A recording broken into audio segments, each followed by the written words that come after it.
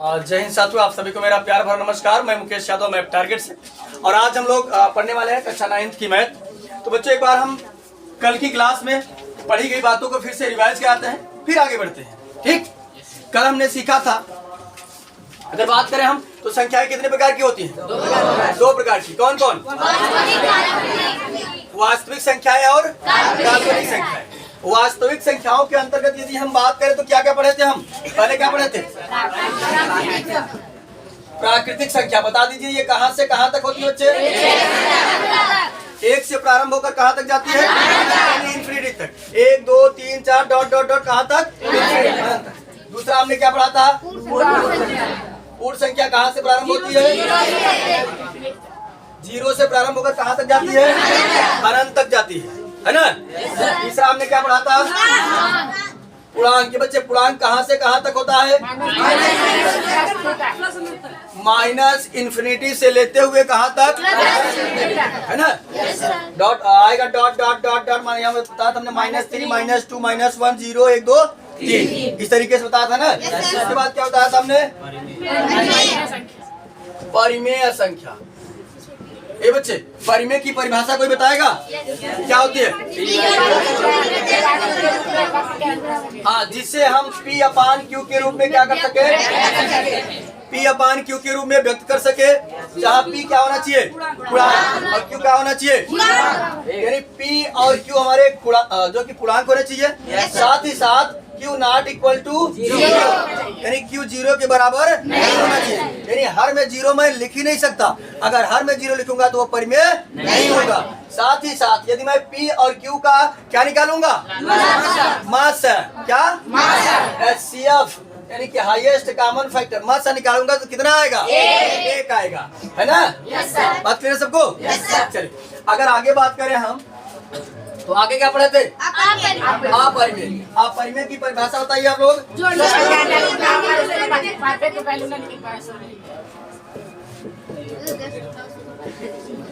अपरिमेय की यदि हम बात करें तो जिसे हम P/Q के रूप में व्यक्त नहीं कर सकते हैं, है ना? और बताए थे आपको पहचानने के लिए कि अगर अंडर रूट में कोई वैल्यू लिखी गई है जिसका वर्गमूल मैं क्लियर वैल्यू में न निकाल पाऊँ, है ना, जिसका वर्गमूल परफेक्ट तरीके से ना निकल पाए, वो संख्याएं क्या होती हैं? अपरिमेय होती हैं। बात समझ रहे सबको? इतना हमने कल की क्लास में सीखा था। और आगे क्या सीखा था? भाज्य। कोई भाज्य की परिभाषा बताएगा हमको? नहीं, कुछ बच्चों ने सही बताया, कुछ बच्चों ने गलत बताया। समझिएगा, भाज्य की यदि हम परिभाषा की बात करें तो हमने बताया था कि ऐसी संख्याएं जो एक और स्वयं के अलावा किसी और से कट जाए क्या कहलाती है? भाज्य। तो बताइए, 9 क्या है? 5 क्या है? है ना? चलिए, 7वां हमने क्या सीखा था? अभाज्य की यदि हम बात करें तो हमने परिभाषा बताया था कि ऐसी संख्याएं जो एक और स्वयं के अलावा किसी और से ना कटे, वो क्या होती है? अभाज्य। जैसे एग्जाम्पल के तौर पर यदि मान लेते हैं 5 लिखा गया है, 7 हो गया, है ना, 23 हो गया, ठीक। उसके बाद मान लेते हैं हम हो गया 29 हो गया, 13 हो गया। ढेर सारे एग्जाम्पल हो सकते हैं। जो एक और स्वयं के अलावा किसी और से ना कटे वो क्या होती है? अभाज्य। जो एक और स्वयं के अलावा किसी और से कट जाए क्या होती है? भाज्य। बात क्लियर सबको? उसके बाद हमने क्या सीखा था? सम, विषम।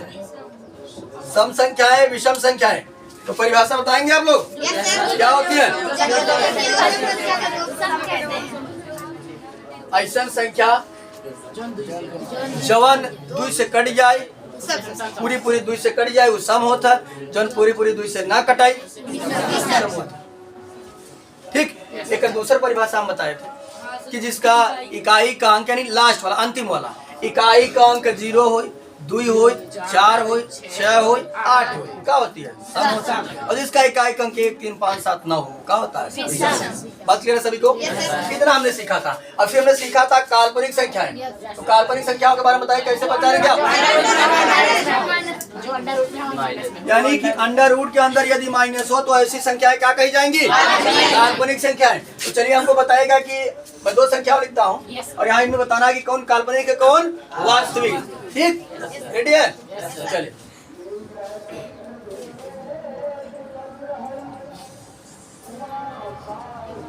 इनमें से कौन सा, अच्छा ये क्या है, वास्तविक है काल्पनिक, और ये बात क्लियर है सभी को। चलिए अब मैं आ जाता हूँ आपके एक्सरसाइज पर, क्योंकि एक्सरसाइज 1.1 से जितनी बात रिलेटेड थी हमने सबको बता दिया है। ठीक, एक बार रिवाइज करा दिया ताकि अगर आप भूले हो तो याद हो जाए।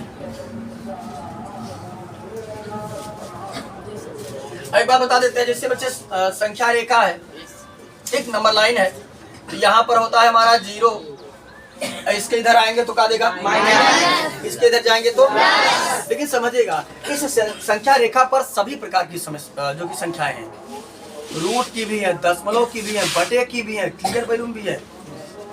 ठीक, यानी परिमेय अपरिमेय सब है। ठीक, अब बात करिए बच्चे, अगर हम बात करें यहाँ समझिएगा वास्तविक संख्या हम लिखा था, वास्तविक संख्याओं के बारे में हमने लिखा था। तो वास्तविक संख्या में हमने देखा था क्या होता था, प्राकृतिक, पूर्ण, पूर्णांक, परिमेय, अपरिमेय, भाज्य, भाज्य समझिए। क्या समझिएगा, अगर इन सभी को मैं बांटना चाहूँ, जितना हमने लिखा था उन सभी को अगर मैं बांटना चाहूँ तो दो चीजों में बढ़ जाती है, परिमेय और अपरिमेय में। कितने बढ़ जाती है, अपरिमेय और परिमेय में। ठीक, इन्हीं दो में बढ़ता है। तो समझिएगा अगर कभी आपसे प्रश्न पूछ ले कि बताइए वास्तविक संख्याएं किससे किससे मिलकर बनती हैं, तो परिमेय और अपरिमेय से मिलकर बनती हैं। यानी परिमेय और अपरिमेय को यदि मैं जोड़ दूंगा तो पूरी की पूरी वास्तविक संख्या आ जाएगी। बात क्लियर है सभी को, क्लियर है ना सबको। और संख्या रेखा पर हमने बताया कि क्या पाया जाता है, दशमलव का भी, माइनस का भी, बटे का भी, परफेक्ट सब कुछ पाया जाता है। यानी परिमेय और अपरिमेय दोनों होते हैं संख्या रेखा पर। बात क्लियर है। एक किताब हमको दे दीजिए और देखते हैं आपका एक्सरसाइज क्या है। एक्सरसाइज 1.1 को आज हम लोग करते हैं। बोल किताब।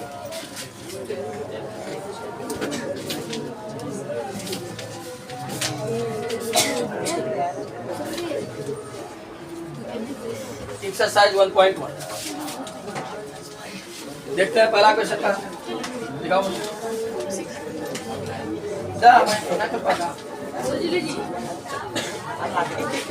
हाँ बच्चे, पहला प्रश्न ही आ गया है, करा कि क्या शून्य एक परिमेय संख्या है, क्या इसे P अपान Q के रूप में लिख सकते हैं, जहां P और Q पूर्णांक और Q नॉट इक्वल टू 0। तो समझिएगा ध्यान से, अभी हमने समझ इस बारे हमने बेसिक बता दिया था, समझ संख्याओं के बारे में हम पढ़ करके आ गए कि कई बात कर रहे हो, बाहर जाओगे कहाँ, बताओ भाई, क्या समझा रहे, नहीं समझ पा रहे हो। हाँ, अभी हमने बताया था परिमेय और परिमेय और अपरिमेय के बारे में, यानी समस्त संख्याओं के बारे में हमने पढ़ा दिया। अब इसमें हमसे पहला ही प्रश्न कहा जा रहा है, क्या शून्य एक परिमेय संख्या है। पहले हम इतने प्रश्न को क्लियर करते फिर आगे बढ़ते देखा जाएगा। अगर आप बताइए जीरो जो है, हिंदी में शून्य कहा जाता है, अंग्रेजी में जीरो कहा जाता है। तो कह रहा कि बताओ जो जीरो बा ये परिमेय है कि अपरिमेय, परिमेय संख्या है। हाँ, शून्य एक परिमेय संख्या है। क्यों? क्योंकि जीरो लिखा बा तो जीरो बटे एक माना जाता कि नहीं। ये देखिए, इसे हमने P अपान Q के रूप में व्यक्त भी कर दिया, है ना। P अपान Q के रूप में व्यक्त भी हो गया। ये भी इंटीजर है, पूर्णांक है। पूर्णांक हमारे कहाँ से होता रहा, माइनस इंफिनिटी से प्लस इंफिनिटी तक नया होता रहा, वो जीरो तो रहा। ये पूर्णांक पर चला, P अपान Q के रूप में व्यक्त कर दिया, तो यह दोनों पूर्णांक हुआ। आगे चल समझे, कह रहा कि Q not equal to zero, यानी नीचे जीरो ना हो चाहे, नीचे जीरो भी नहीं। कह रहा है एक मासा निकाला तो कितना हो चाहे, मासा भी निकल का है ना। यानी समस्त कंडीशन को क्या कर रहा है, फुलफिल कर रहा है। तो जीरो क्या है, जीरो एक परिमेय संख्या। ठीक, लिखेंगे हाँ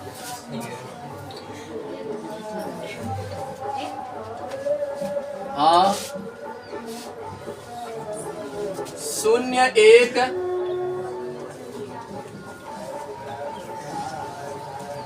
परिमेय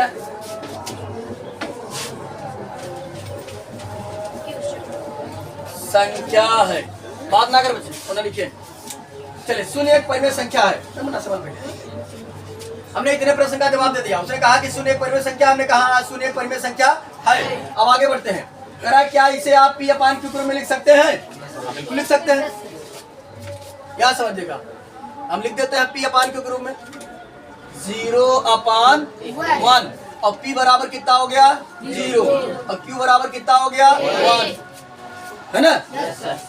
लिख रहा हो तो लिख लीजिएगा। हाँ हम इसे P अपान Q के रूप में व्यक्त कर सकते हैं।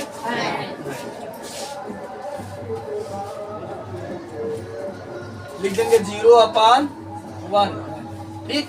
जहाँ P बराबर हमारा कितना हो जाएगा 0 और Q बराबर कितना हो जाएगा 1, जहाँ P और Q पूर्णांक Q नॉट इक्वल टू 0। चलिए हमने इसको क्लियर कर दिया, ठीक। ए बच्चे, लिखने के चक्कर में ज्यादा ना पढ़ा करें, समझ लिखा। अगर लिखे के पढ़ आधा ध्यान लिखे पर है, आधा ध्यान समझे पर है।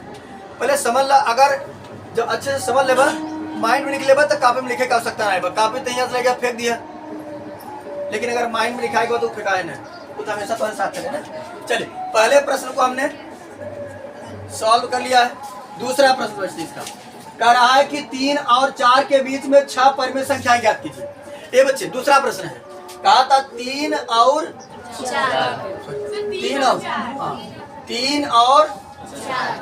4 के बीच में कई परिमेय संख्या निकालना है? 6 परिमेय संख्या निकालना है।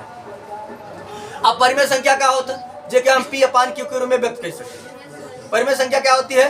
जिसे हम P अपान Q के रूप में लिख सकते हैं, ठीक। इसके बटे 1 माना जाता है, इसके बटे 1 माना जाता है। क्या नाम है? साहिल। साहिल लिख रहा हो, इधर समझ लो, बाद लिखना। चल 3 अगर लिखा है तो बटे 1 माना जाता है, 4 लिखा हुआ तो बटे 1 माना जाता है। एक निकाले के 2 तरीका समझिएगा। एक तरीका तो ये है कि जैसे अगर मैं चाहूं 1 अपान 2 करके ये दोनों संख्याओं को जोड़ दूंगा, ठीक।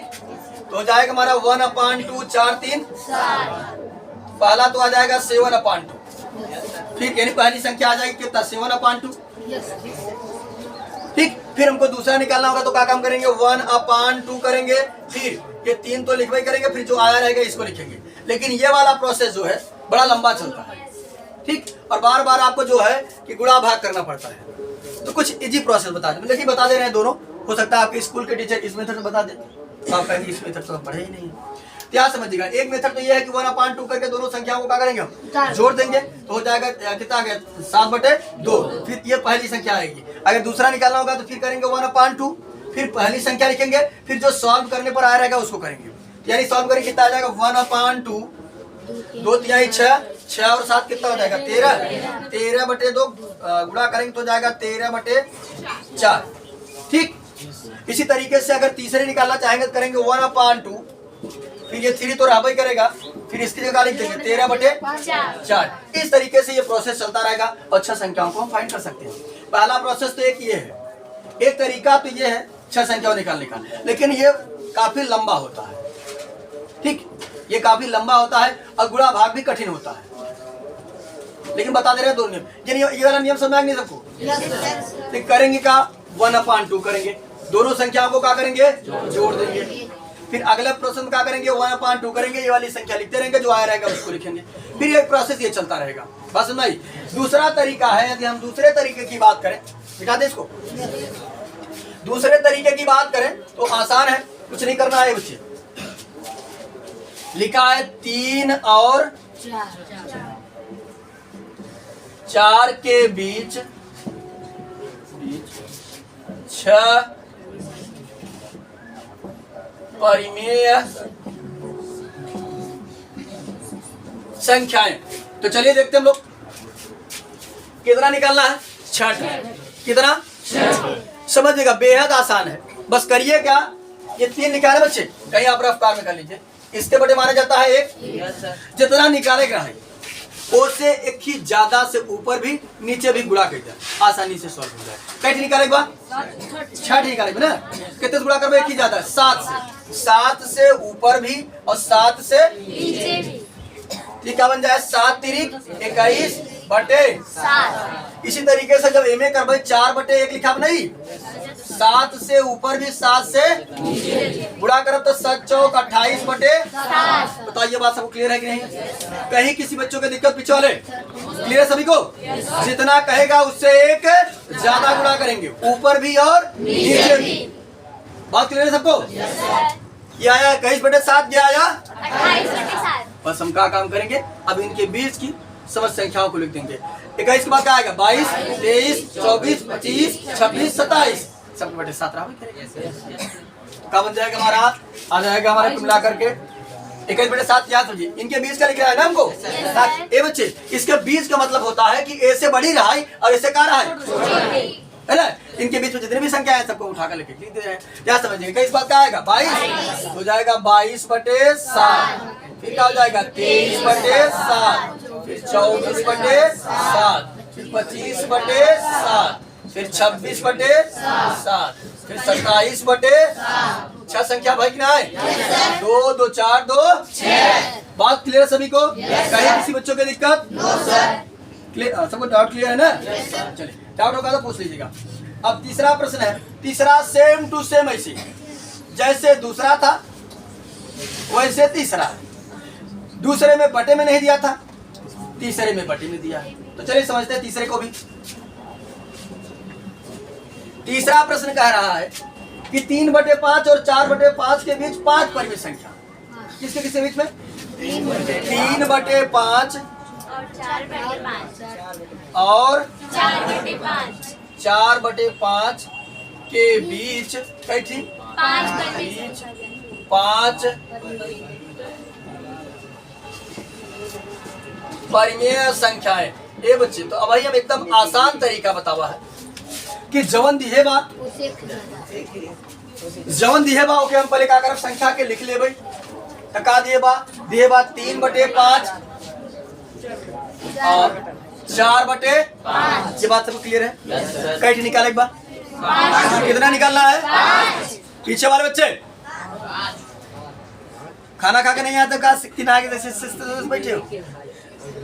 नहा कर आकर बोले बात सब लोग, कितने लोग इसमें ऐसे हैं जो नहा कर नहीं आते हैं? अभी कहेंगे सब नहा के आते हैं।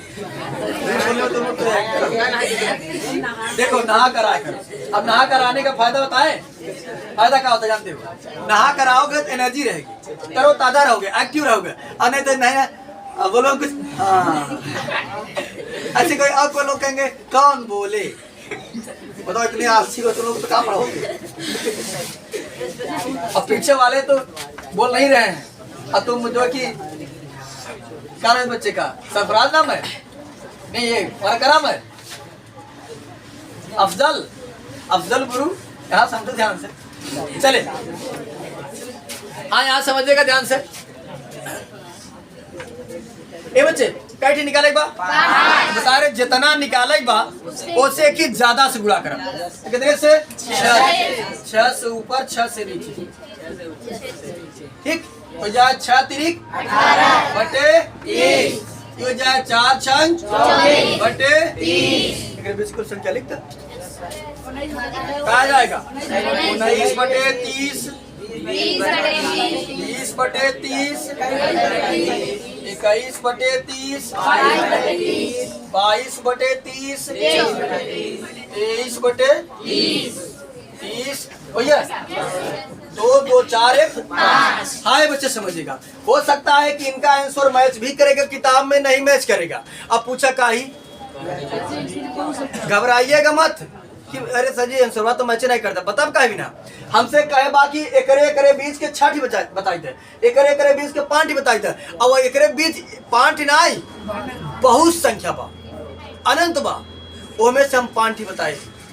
ठीक हो सकता है किताब वाला कुछ और 5 बता रहा, हम 5 कुछ और बतावा, तो घबराने की बात नहीं है, क्योंकि उसके बीच कहते हम मजे का पैसा रखा बा, कहते 500 दे तो कौनो भी 500 का नोट निकाल 100 का नोट निकाल दे दिया उसका, तो फिर दूसरा नंबर लिखा हो, कोई दूसरा नंबर लिखा हो, लेकिन तो रहे 500 ना, असम है कि नहीं। तो इसके में ढेर सारी संख्याएं हैं, हमसे 5 ही पूछा गया तो हमें 5 बता दिया, घबराने की बात नहीं है। ठीक, चलिए अब आ जाते हैं चौथा प्रश्न। चौथा प्रश्न जो है वो सत्य असत्य होना, सबसे पहले ध्यान से बात करिए। फिर वही दोहा बता पड़े कि दुई पे धावा उत्तर पावा मोहे बल भारा, कहानी मत। चलिए आगे समझते हैं। अगर बात करें हम चौथे के पहले प्रश्न की, तो कह नीचे दिए गए कथन सत्य है या असत्य, कारण के साथ अपने उत्तर दीजिए। हमें कुछ प्रश्न नीचे दिया गया है और बताना है कि वो सत्य है कि असत्य, और रीजन के साथ बताना है। ठीक, रीजन भी देना है कि सत्य है तो क्यों सत्य है और असत्य है तो क्यों असत्य है। और एक बार मैं हट जाता हूं, मान लेते हैं अगर कोई YouTube पर वीडियो देखेगा तो स्क्रीनशॉट लेकर के नोट कर सकता है।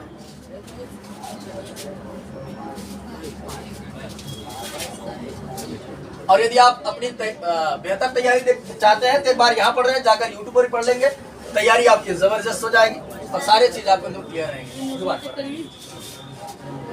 आप क्या करें आप? हाँ, नोट्स चेक किया जाए, 7 नोट्स चेक किया जाए। चलिए चौथा प्रश्न है, नीचे दिए गए कथन सत्य है या असत्य, कारण के साथ अपने उत्तर दीजिए। प्रत्येक प्राकृतिक संख्या एक पूर्ण संख्या होती है। हमने बताया था बच्चे, डिब्बा बनवा करके बताया था। देखिए प्रश्न आ गया, करा कि जितनी प्राकृतिक संख्या है पूर्ण संख्या होती है। तो प्राकृतिक संख्या वाला डिब्बा छोटा था, पूर्ण संख्या वाला डिब्बा क्या था? ये वाला इसमें रखा जा सकता है ना। ठीक, लिख देंगे। हाँ, जो कि दिया गया कथन क्या है? सत्य है। चौथे का पहला दिया गया कथन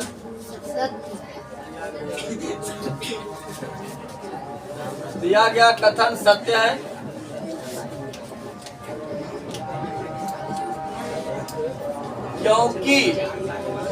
क्योंकि प्राकृतिक संख्या कहाँ से प्रारंभ होती है?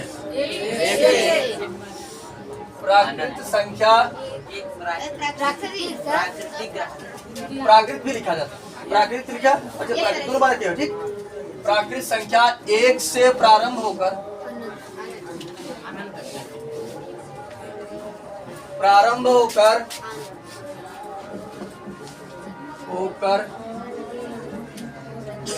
अनंत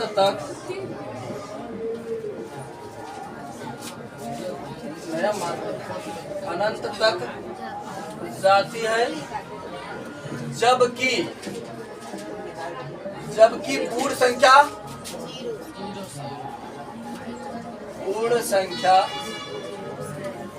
0 से प्रारंभ होकर